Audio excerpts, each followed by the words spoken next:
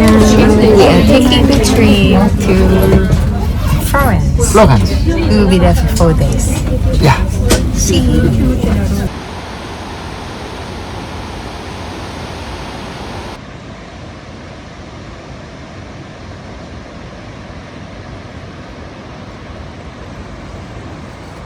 Today we go walk in the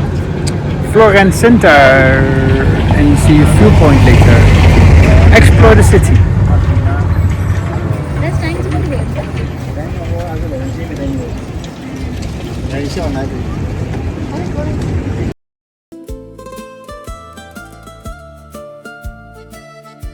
พวกเราเดินทางด้วยรถไฟมายังเมืองฟลอเรนซ์หรือที่คนอิตาลีเรียกกันว่าฟิเรนเซเมืองสุดโรแมนติกแห่งแคว้นทัสคานีค่ะใช้เวลาเดินทางเล่นรอบเมืองช้าๆซึมซับบรรยากาศฤดูใบไม้ผลิอากาศเย็นสบายส่วนสะพานเวคิโอเนี่ยเป็นสะพานเก่าแก่ที่มีชื่อเสียงที่สุดของเมืองนะคะโดยที่นี่เนี่ยมีประวัติศาสตร์อันยาวนานวิวสะพานเก่าแก่เรียงรายริมแม่น้ำอาโนเนี่ยคือสวยเหมือนภาพวาดเลยค่ะทุกมุมมองของเมืองเนี่ยดูมีเรื่องราวศิลปะกลิ่นอายศิลปะเนี่ยอยู่เต็มไปหมดเมืองนี้เนี่ยไม่มีรถไฟใต้ดินนะคะดังนั้นการเดินทางเนี่ยจะเป็นการเดินซิส่วนใหญ่หรือว่าสามารถเลือกใช้ทรัมหรือรถบัสก็ได้ค่ะพวกเราเดินทางไปยังจุดชมวิวที่เรียกว่า Piazzale Michelangelo สามารถชมวิวรอบเมืองแบบพาโนรามาสวยงามสุดบรรยากาศมากฟลอเรนซ์ถือเป็นต้นกำเนิดของยุคเรเนซองส์และยังเป็นบ้านเกิดของศิลปินระดับโลกอย่างลีโอนาร์โด ดาวินชีไมเคิลแองเจโลทำให้ทั้งเมืองเนี่ยเต็มไปด้วยสถาปัตยกรรมและก็ศิลปะที่ทรงคุณค่ามากระหว่างเราเดินแล้วก็แวะชมโบสถ์ชื่อดังของเมืองอย่าง Cathedral of Santa Maria del Fiore หรือที่หลายคนเรียกว่า Duomo โบสถ์ขนาดใหญ่สไตล์เรเนซองส์ที่ดูโดดเด่นสวยโดมสีแดงอันเป็นเอกลักษณ์บอกเลยว่าอลังการมากมองจากมุมไหนเนี่ยก็สวยจนต้องหยุดถ่ายรูปตลอดเวลาจากนั้นเราก็เดินไปต่อที่ Leonardo da Vinci Interactive Museum ที่นี่สนุกมากเลยค่ะเพราะว่าไม่ใช่แค่การเดินทางดูงานจัดแสดงธรรมดาแต่ยังสามารถทดลองเล่นและก็สัมผัสสิ่งต่างๆของ Leonardo ได้อย่างจริงเหมือนได้ย้อนเวลากลับไปดูในโลกอัจฉริยะของคนหนึ่งเลยค่ะ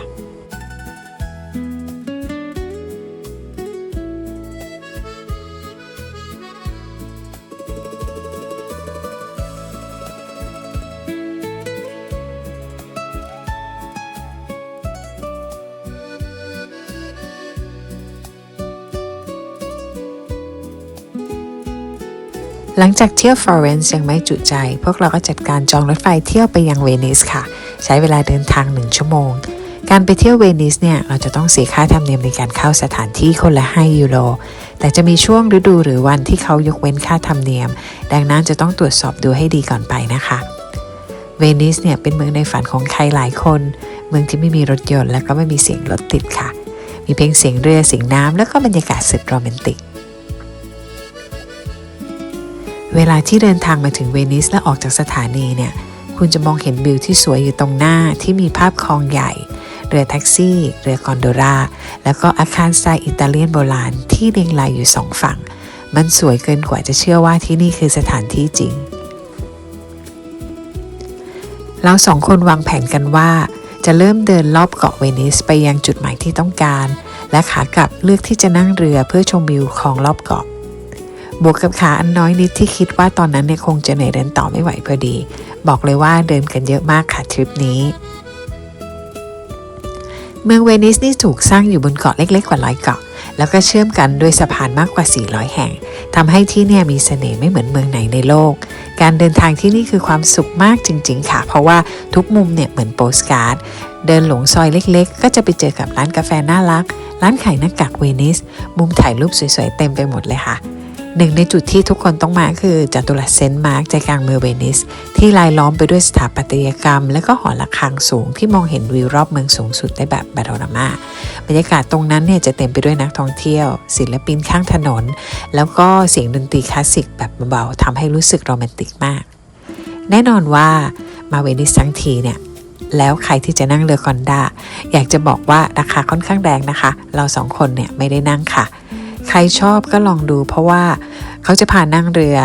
ล่องผ่านคลองแคบๆมองดูบ้านเรือนเก่าๆพร้อมกับเสียงน้ำกระทบเรือเบาๆทำให้เวนิสเนี่ยดูมีเสน่ห์ขึ้นไปอีกแบบ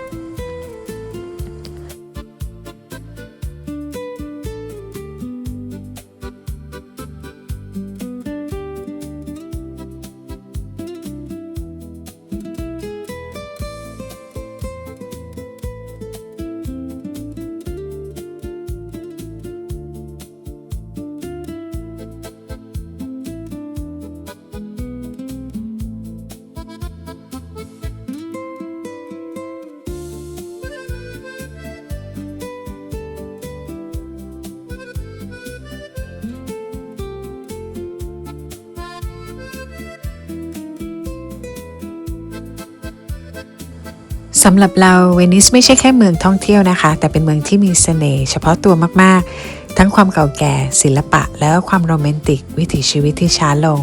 ทำให้ทุกช่วงเวลาที่อยู่นี้เนี่ยรู้สึกว่าพิเศษไปหมดเลยค่ะ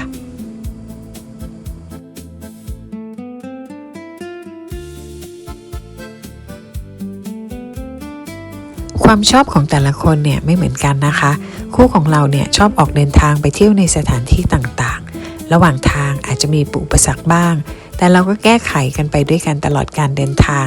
มันทำให้เราเรียนรู้สิ่งใหม่ๆด้วยกันบางครั้งก็เสียเงินในเรื่องที่ไม่ควรจะเสียหงุดหงิดระหว่างการเดินทางแต่เราก็ยังสนุกกับมันเสมอค่ะอีกทั้งยังชอบค้นหาร้านอาหารทานกันไปเรื่อยๆบอกเลยว่าความสุขของเรามีแค่นี้จริงๆ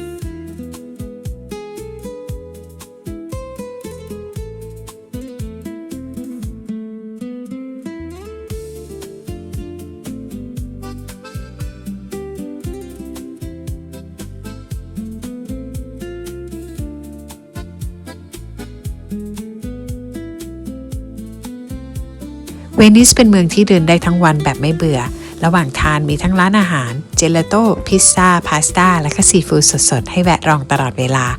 เราเลือกนั่งร้านเล็กๆริมคลองสั่งโคคัตและไวน์มานั่งทานกันชิวๆมองเรือผ่านไปมาแค่นี้ก็มีความสุขแล้วค่ะ